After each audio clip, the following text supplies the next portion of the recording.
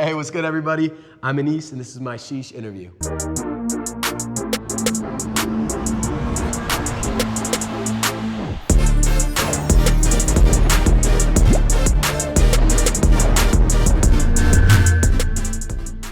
Oh man, I can't even remember 2012. 2012, I was delivering pizzas, working at summer camp. So I'll take you through a day in the life of delivering pizzas. I'd get up, go to school, study philosophy. Loved life for that. Hadn't realized yet that I wouldn't, that I didn't know what the step was after college. So I loved life. I read a bunch of philosophy books, delivered pizzas, hung out with the homies. Didn't have my direction yet in life in 2012, but it was blissful. You know, it was like the quintessential college carefree vibe, and that's kind of how 2012 was for me. Day in the life now is all about the music. Day in the life now is all about the art. I get up, I write, I try to stay engaged with my community online, with Instagram, TikTok, every social. And yeah, man, I'm just trying to finish this album. Right now, what Day in the Life is all about the album. It's all about getting the album done, getting these songs done, doing them properly, getting them right. You know, my goal every day is to move like one step closer to finishing this album. Oh man, I think there was a specific moment that made me realize I could make it as an artist. I know a lot of people would probably think, because there were some big moments we've had, and some people might think it was those moments, but I think for me, the first time I knew that I could make it as an artist was when I first started seeing like stable income coming in through the streaming money.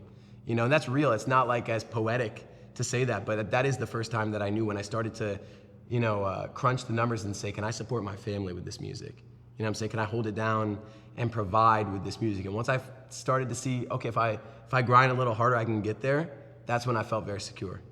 Ooh, I think I first learned how to freestyle in a 93 E-Class Benz. 15 years old, I was sitting right outside my best friend's house, and What the Hook Gonna Be came on. But it wasn't an instrumental, it was just the actual song, and for some reason that song has a lot of space. And we just started diving in, and we were awful, right? But I was less awful than my friend at freestyling. I think I realized in that moment, like, oh, I'm not that bad at this.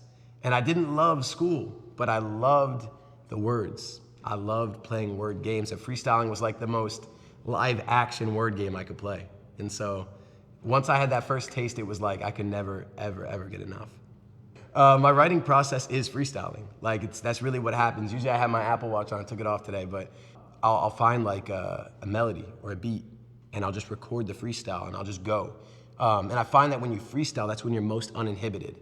That's when you feel most free, because you're not afraid of messing up. Nobody expects perfection when you're freestyling. They don't expect anything when you're freestyling. And so if you can string things together in that peaceful, free way, you'd be surprised what comes out. And for me, I record it. And then afterwards, I do like tape review like a football team. Like I listen back, and I'm like, okay, that was a good chorus, but the verse afterwards, I could tune it up. So for me, it's like freestyle, record, tape review, and then polish it up. I think the difference between writing from your mind and writing with your heart is when you write from your mind, you're trying to think of what the song should be. You're trying to think of what the people might want. When you write from your heart, that's when you're letting like the pure inspiration dictate the song.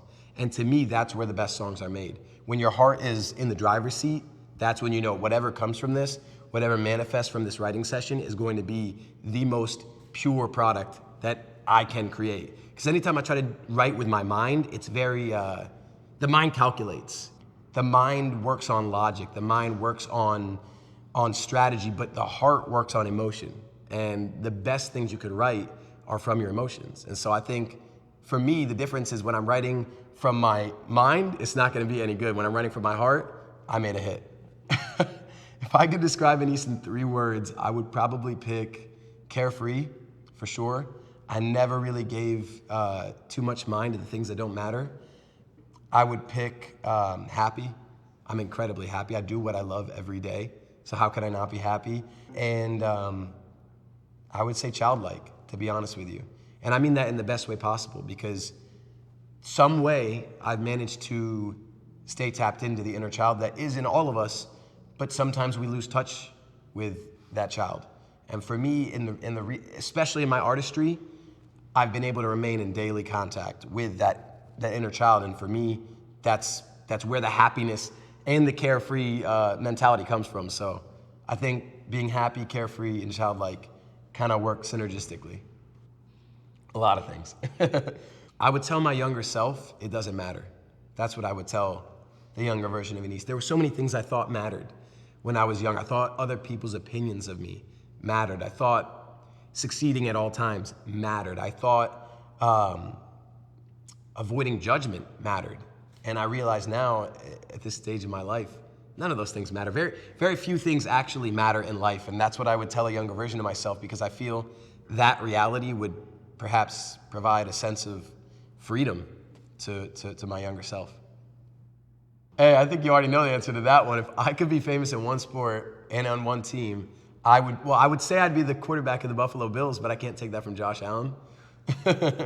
So I'll say right now, I would be, just let me be like a very nifty slot receiver for the Buffalo Bills. They just lost Cole Beasley, so I'll fill in the role. Yeah, the debut album's dropping really soon. Hopefully this summer. The topics are gonna be the things that I feel most. So love's gonna be a central theme on that album. Self-love is also gonna be a central theme on that album, because I feel that you cannot love properly unless you love yourself first. And so those are probably the two central themes on this album. And I'll create songs that speak on those themes in variations of ways. But yeah, that's really what it's going to be. And as far as features, we'll see. We'll see. I think there might be. And I would manifest that there will be some pretty big features on this album. And when it happens, Sheesh will be the first to know. Oh man, I know exactly that when I hit the road for tour, when I go on tour for the first time, I am most looking forward to being with the people, period. I've learned that in the last few shows that I've done. When you post online, and I post online a lot, you get a lot of love. You interact with your community, you comment, you DM.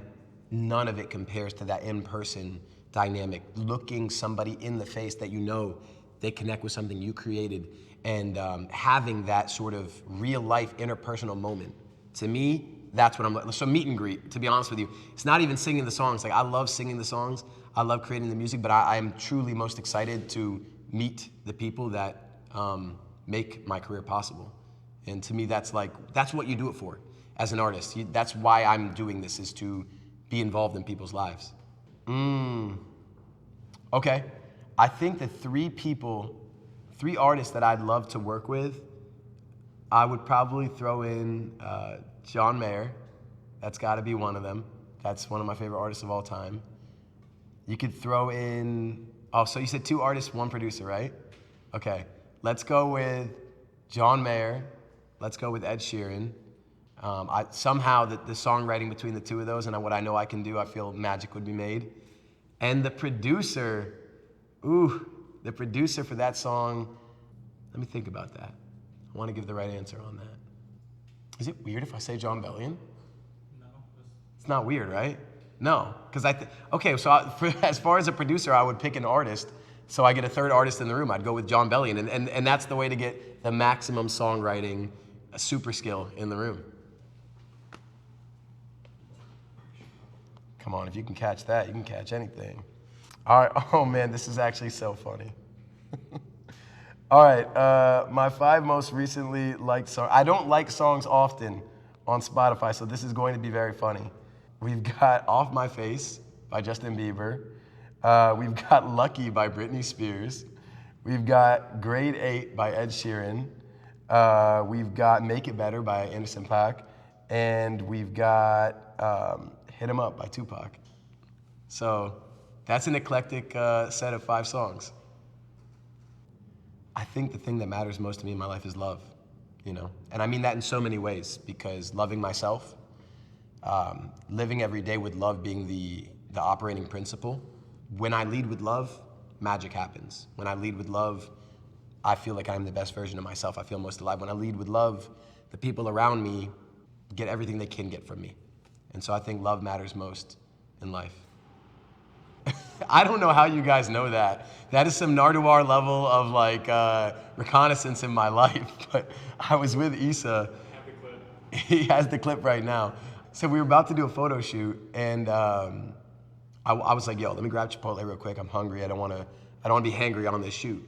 So I walk into Chipotle, and as I'm walking out, I lock eyes with a stranger. And he's this young guy, he's probably like early 20s, and he's like, Anise? And I'm not used to that in Virginia. In California, if people recognize you, they'll say what's up because it's more normal here. In the suburbs of Virginia, that's not as normal. So I was a little taken off guard, and I'm like, trying to think like maybe I know him in person, maybe he knows my family. He's like, I love your music. And we had like a 30-minute conversation, and it was one of the most wholesome, meaningful interactions I've ever had with like a stranger. And we hugged. Issa was filming it from the car. I mean, sure. This is it right here. And yeah, it was a vibe. And I wish I could say I remember his name, but if you see this interview, just know that I really appreciated that moment we shared. And I think in that moment I realized, okay, this is gonna become a thing. This is gonna happen more often, and I'm ready for it. I would tell anybody pursuing their dreams, you can't be afraid to fail. Failure is a part of living your dreams. It's a necessary element of living your dreams. I know a lot of times we think in like a dichotomy. We think we live in a dichotomy where it's like you either fail or you succeed, but no, you have to fail to succeed. So in order to live your dreams, you have to think that way. You have to think, I'm gonna fuck up a lot, and people are gonna see it, and I'm gonna have to go through it. I'm going to have to deal with the emotions of the peaks and the valleys and the peaks and the valleys, but it's only when you get to that point where you're willing to fuck up and you're willing to be delusional and you're willing to deal with the fact that people may think anything they want to think about you, that you're actually onto something. That is the moment you start living your dreams. But yeah, I think that's what I would tell them. Oh my gosh. I think the thing that makes me happy lately is nature. It's like very much a corny answer, but it's the sound of the birds too. Like every day, no matter what I'm going through, no matter what mood I'm in, no matter who I just got off the phone with, if I hear the birds singing, it's like therapy, bliss immediately. And I don't even have to look for it. I don't even have to try to hear it. It's just, that's the beautiful thing about birds. They're everywhere, you know? And I think in many ways, that's like God speaking to me and speaking to all of us. And I'm a spiritual person. That's how I feel. I feel that the sound of those birds is like a heavenly sound. I'll sit it. Come on. All right. Yes, sir. 1, 2, 3, and yeah. Yeah, yeah, yeah. Baby, baby, you're my sun and moon. Girl, you're everything between. A lot of pretty faces could waste my time, but you're my dream, girl. You make flowers bloom. Girl, you make the stars collide. And I don't know what I did to get lucky like this, but it sure feels fine. Cause you give me love and affection, I give you all my protection. I'm trying to stay by your side till the day I die. And you give me all of your love and I give you all of my trust. No, you'll never betray me or leave my side. Oh my baby, baby, you're my sun and moon. Girl, you're everything between. A lot of pretty faces could waste my time, but you're my dream, girl. You make flowers bloom. Girl, you make the stars collide. And I don't know what I did to get lucky like this, but it sure feels fine. Cause I see your face when I'm sleeping. I wake up grateful to breathe in the air you float through. I wrote you a lullaby, a song to sing on your pillow, swift as a swing on a willow. My sweetest words are mere birds in your perfect sky. Oh my baby, baby, you're my sun and moon. Girl, you're everything between. A lot of pretty faces could waste my time, but you're my dream, girl. You make flowers bloom. Girl, you make the stars collide. And I don't know what I did to get lucky like this, but it sure feels fine. Oh my, oh my. Hey, I love y'all.